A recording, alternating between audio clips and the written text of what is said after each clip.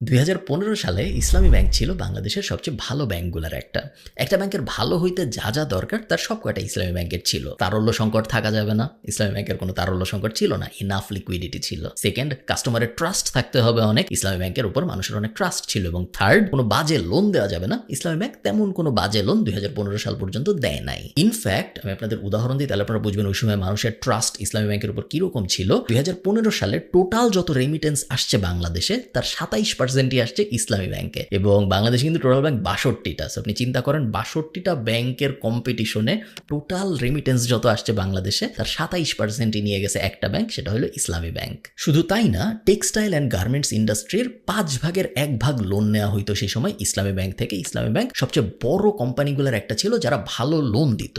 Fast forward মাত্র 9 বছর, আপনি দেখেন কি হইল। ইসলামী ব্যাংকে অ্যাকাউন্ট খোলার কথা এখন মানুষ ভুলেও ভাবে না। ইসলামী ব্যাংকে যাদের অ্যাকাউন্ট ছিল, যাদের টাকা পয়সা ছিল, তারা বেশিরভাগই অ্যাকাউন্ট ক্লোজ করছে অথবা টাকা পয়সা সরাই নিয়ে গেছে। অনেকে আছে যাদের হয়তো একটু অ্যাকাউন্ট আছে, বাট ওই অ্যাকাউন্টটা এখন আর মেজর টাকা নাই। এবং ইসলামী ব্যাংক এখন এমন একটা ব্যাংক হয়ে গেছে যেই ব্যাংকের মালিকানা নিয়ে পরিচালনা পরিষদের মধ্যে গোলাগুলি পর্যন্ত হয়। কিভাবে এই জিনিস হইল? কিভাবে মাত্র 9 বছরের মধ্যে সবচেয়ে ভালো একটা ব্যাংক থেকে সবচেয়ে খারাপ একটা ব্যাংকের উপাধি পেল ইসলামী ব্যাংক, জানার চেষ্টা করবো আমরা আজকের এই ভিডিওতে। এই ভিডিওটা যদি আপনাদের ভালো লাগে তাহলে বিজনেস স্ট্যান্ডার্ডের একটা আর্টিকেলের লিঙ্ক আমি দিয়ে দিব ডেসক্রিপশনে। ওই আর্টিকেলটা যদি আপনারা পড়েন তাহলে আপনারা এই বিষয়ে আরো বিস্তারিত জানতে পারবেন। এটা কোনো স্পন্সর্ড বা এরকম কিছু না, ওই আর্টিকেলটা আমি পড়েছি এবং ওখান থেকেই আমি এই ভিডিওর আইডিয়াটা পেয়েছি, যে কারণে আমি এই জিনিসটা শেয়ার করলাম আপনাদের সাথে। 2013 সালের কথা, আওয়ামী লীগ সরকার ক্ষমতা আসলো 2009-এ। 9/11 হইল, পুরা দুনিয়ায় জঙ্গিবাদ ব্যাপারটা প্রচার পাওয়া শুরু হইলো।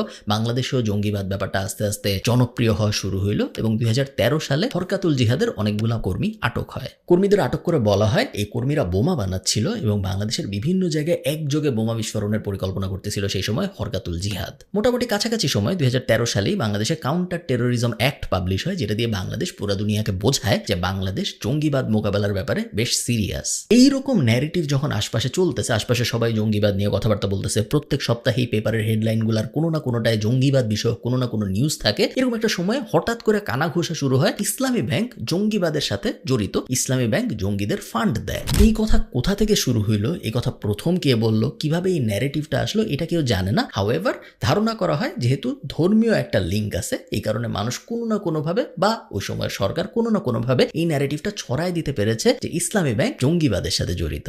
ওইরকম একটা সময়ে সোনালী ব্যাংকের চেয়ারম্যান খুব বোকার মতো একটা কাজ করেন। তিনি পাবলিকলি সবার সামনে বলে বসেন যে বাংলাদেশ সরকারের উচিত কোন কোন ব্যাংক জঙ্গিবাদের মদত দেওয়ার সাথে জড়িত এটা খতিয়ে দেখা। এখন সাধারণ মানুষ বলা এক জিনিস, বাট যখন সোনালী ব্যাংকের প্রধান, বাংলাদেশের সবচেয়ে পাওয়ারফুল সরকারি ব্যাংকগুলোর একটা হলো সোনালী ব্যাংক, এই ব্যাংকের প্রধান যখন এরকম একটা জিনিস একদম সবার সামনে বলে বসে, তাহলে মানুষের কি দাঁড়ায় মনের মধ্যে? মানুষের মনের মধ্যে এটাই দাঁড়ায় যে উনি যখন বলছে তখন মনে হয় কোনো না কোনো ব্যাংক নিশ্চয়ই জঙ্গিদের মদত দেওয়ার সাথে জড়িত, নাহলে তো সোনালী ব্যাংকের প্রধান এরকম একটা কথা বলতো না, তাই না? এই সময় মন্ত্রী ছিলেন শামসুল হক টুকু, এবং শামসুল হক টুকু একদিন একটা মিটিং এ যান এবং মিটিং থেকে উনি যখন বাইরে আসেন তখন বাইরে সাংবাদিক দাঁড়ায় ছিল। কোনো অর্গানাইজড প্রেস কনফারেন্স বা এরকম কিছু না, সাংবাদিকরা এমনি বাইরে দাঁড়ায় ছিল, অনেক কিছু জিজ্ঞেস করতেছিল শামসুল হক টুকুকে। জিজ্ঞেস করতে করতে এক পর্যায়ে সাংবাদিকের এক প্রশ্নের জবাবে উনি বলে বসেন ইসলামী ব্যাংকের প্রফিটের 8% টাকা খরচ করে জঙ্গিদের ফান্ডিং এ। পুরা বাংলাদেশের ব্যাংকিং ব্যবস্থা একদিনের মধ্যে কেঁপে ওঠে এরকম একটা কমেন্ট শোনার পরে।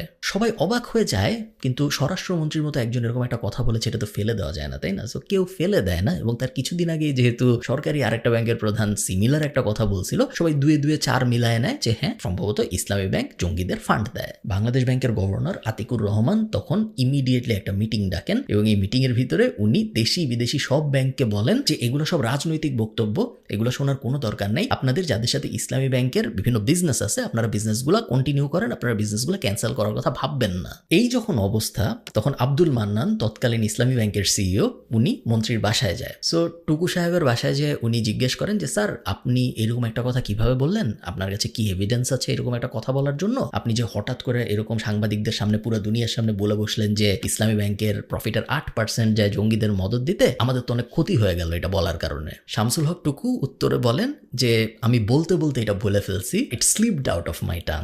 যাক, এরপরে আস্তে আস্তে ইসলামী ব্যাংকের উপরে মানুষের ট্রাস্ট কমা শুরু হয়, বাট তেমন মেজর কিছু তখন পর্যন্ত হয় নাই। এই হইতে 2014 সাল চলে আসে এবং আরেকটা ইলেকশন হয়, যে ইলেকশনে আবারও আওয়ামী লীগ পাওয়ারে আসে এবং আওয়ামী লীগ একচ্ছত্র অধিপত্য নিয়ে পাওয়ারে আসে। প্রায় সব সিটি আওয়ামী লীগের ওই সময়।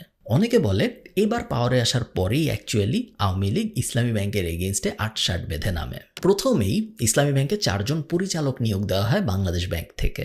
এই পরিচালকরা এসেই নর্মাল কার্যক্রম সব বাদ দিয়ে অডিট বন্ধ করা, নতুন অডিট শুরু করা, একদম হাউকাউ কাপজাপ একটা অবস্থা লাগায় দেয় ইসলামী ব্যাংকের ভিতরে বাইরের থেকে 4 পরিচালক এসে। এইরকম একটা সময়ে সবাই অদ্ভুত একটা জিনিস নোটিস করে। দেখা যায় কিছু কোম্পানি পাগলের মতো ইসলামী ব্যাংকের শেয়ার কেনা শুরু করছে। এখন ইসলামী ব্যাংক ঢাকা স্টক এক্সচেঞ্জের লিস্টেড কোম্পানি, ওদের শেয়ার যে কেউ কিনতে পারে, আপনি আমিও কিনতে পারি, কোনো সমস্যা নেই। বাট মানুষ অবাক হয় এই জন্য যে দেখে ইসলামী ব্যাংকের শেয়ার এমন এমন কোম্পানি কিনতেছে যাদের আপাত দৃষ্টিতে ইসলামী ব্যাংকের শেয়ার কেনা ছাড়া আর কোনো কাজ নাই। যেমন আমি আপনাদের উদাহরণ দিয়ে এখানে লিখে রাখছি, Excel Dyeing and Printing Limited, Armada Spinning Mill Limited, Paradise International, এরকম বিভিন্ন কোম্পানি, যেসব কোম্পানির কোনো অফিস নাই, কোনো কার্যক্রম নাই। এই যে Excel Dyeing and Printing Limited, আপনার মনে হতে পারে এটা মনে হয় ডাইং অ্যান্ড প্রিন্টিং রিলেটেড একটা ব্যবসা, বাট না, ওদের একমাত্র কাজই হইলো এই কোম্পানিটা খালি ইসলামী ব্যাংকের শেয়ার কিনে, ওরা আর কিছু করে না। 6টা এরকম পেপার কোম্পানি মিলে 100 কোটি টাকারও বেশি শেয়ার কিনে ইসলামী ব্যাংকের। কেউ জিজ্ঞেস করে না যে এই 100 কোটি টাকার শেয়ার যারা কিনতেছে এই কোম্পানিগুলো আসলে কারা, এদের কাছে এত টাকা কিভাবে আসতেছে,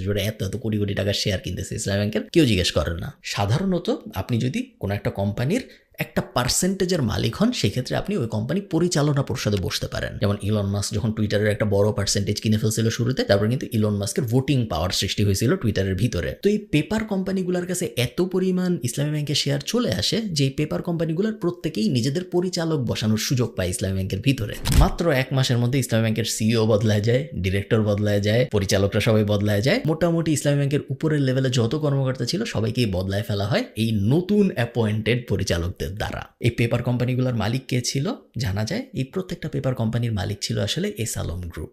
অফিসিয়ালি ইসলামী ব্যাংকের মতন আছে, বাট অ্যাকচুয়ালি সবাই বুঝতে পারে যে ইসলামী ব্যাংক এখন চলে আসছে এস আলম গ্রুপের অধীনে। আচ্ছা, মনে করেন আমি আপনাকে একটা ব্যাংক দিলাম, কোনো কথা নাই বার্তা নেই, আপনাকে বললাম যে আজকে থেকে আমি তোমাকে একটা ব্যাংক দিচ্ছি, তুমি এই ব্যাংকের মালিক। আপনি কি করবেন? অপশন 1, আপনি যদি ব্যবসায় ভালো হন বা আপনার যদি ব্যবসা করতে আগ্রহ থাকে, আপনি বলতে পারেন যে আমি এই ব্যাংককে ব্যাংকের মতো করেই চালাবো, আমি লোন দিব, লোন থেকে ইন্টারেস্ট আসবে, আমার ইনকাম হবে, আমি আবার মানুষকে ডিপোজিট স্কিম দিব, মানুষ ডিপোজিট রাখবে, আমি ইন্টারেস্ট দিব, ওই মাঝখানে যে ডিফারেন্সটা আসবে ওটা হবে আমার ইনকাম। যেভাবে পুরা দুনিয়ায় ব্যাংকিং চলে, আমি ব্যাংককে ব্যাংকের মতো করে চালাবো। অপশন 2, আপনি বলতে পারেন যে আমার ভাই ব্যাংক লাগবে না, আমি ব্যাংকের কিছু বুঝি টুঝি না, আমি ব্যাংক বেচে দিব, আপনি ব্যাংক বেচে দিলেন। অপশন 3, যেটা এস আলম গ্রুপ করে, সেটা এই দুইটার একটাও না, সেটা পুরোপুরি অন্য আর একটা ব্যাপার। ইসলামী ব্যাংক যখন তাদের হয়ে যায় তখন তারা ঠিক করে যে তারা এখন থেকে ইসলামী ব্যাংক থেকে অনেক লোন নিবে, অনেকটা নিজের ব্যাংক থেকেই নিজের লোন নেওয়ার মতো একটা সিচুয়েশন তৈরি হয়, যেখানে কোনো লোন কখনো আটকায় না, কারণ ওই ব্যাংকও আমাদের, বাকি সব কোম্পানি যারা লোন নিচ্ছে সেগুলোও আমাদের। S Alam steel and sugar factory নেয় 4200 কোটি টাকা,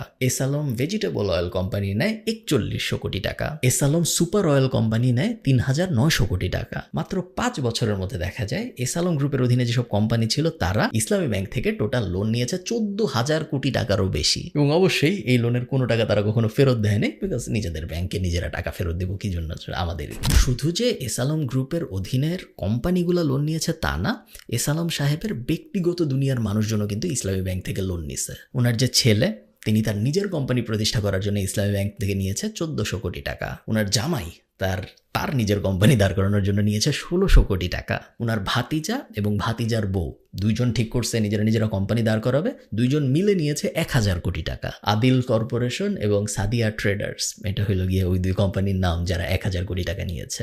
একটা ব্যাংক কখনোই এত পরিমাণ অপরিশোধিত লোন দিয়ে চলতে পারে না, এটা কখনোই সম্ভব না একটা ব্যাংকের পক্ষে যে আমি হাজার হাজার কোটি টাকা খালি লোনই দিচ্ছি, আমি এই লোন রিকালেক্ট করতে পারতেছি না, আমার এই লোন পরিশোধ হচ্ছে না, চলা সম্ভব না এভাবে। ইসলামী ব্যাংকের অবস্থা এক্স্যাক্টলি তাই হয়েছে। ইসলামী ব্যাংক মোটামুটি পুরোপুরি ধ্বংস হয়ে গেছে বলা যায়। ইসলামী ব্যাংকের তারল্য সংকট চরমে। ইসলামী ব্যাংকের প্রত্যেক মাসে লোন নিতে হয় সেন্ট্রাল ব্যাংক থেকে, বাংলাদেশ ব্যাংক থেকে, শুধুমাত্র ওই মাসে যারা ইসলামী ব্যাংকে চেক জমা দিছে বা যারা ফিক্সড ডিপোজিট ভাঙাইতে চায় তাদের টাকা পরিশোধ করার জন্য। এবং এটাই স্টোরি। এইভাবে ইসলামী ব্যাংক মাত্র 5 থেকে 7 বছরের মধ্যে সবচেয়ে পাওয়ারফুল, সবচেয়ে প্রমিনেন্ট, একদম ideal example of a bank থেকে জাস্ট লোন দেয়া, আজে বাজে লোন দেয়া, লোন কোনোদিন ফেরত নিতে না পারা করাপ্ট একটা ব্যাংকে পরিণত হয়েছে। কিছুদিন আগে আওয়ামী লীগ সরকার পতনের পরে বেশ বড়সড় পরিবর্তন ঘটে চারিদিকে, এবং ইসলামী ব্যাংকের ভিতরে এই পরিবর্তনের ছোঁয়া দেখা যায়। শোনা যাচ্ছে 2017 সালের পরে এস আলম গ্রুপের ইসলামী ব্যাংক অধিগ্রহণের পরে যত মানুষকে নিয়োগ দেওয়া হয়েছিল, অ্যাটলিস্ট উপরের স্তরে যত মানুষকে নিয়োগ দেওয়া হয়েছিল তাদের সবাইকে বাইর করে দেওয়া হবে এবং ইসলামী ব্যাংক আবার পুনর্গঠন করা হবে। অ্যাকচুয়ালি কতটুকু কি হবে,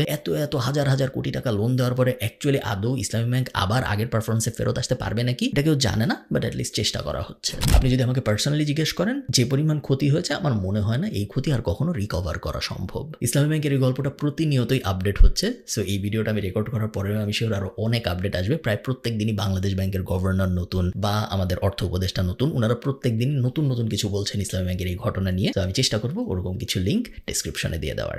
টাটা।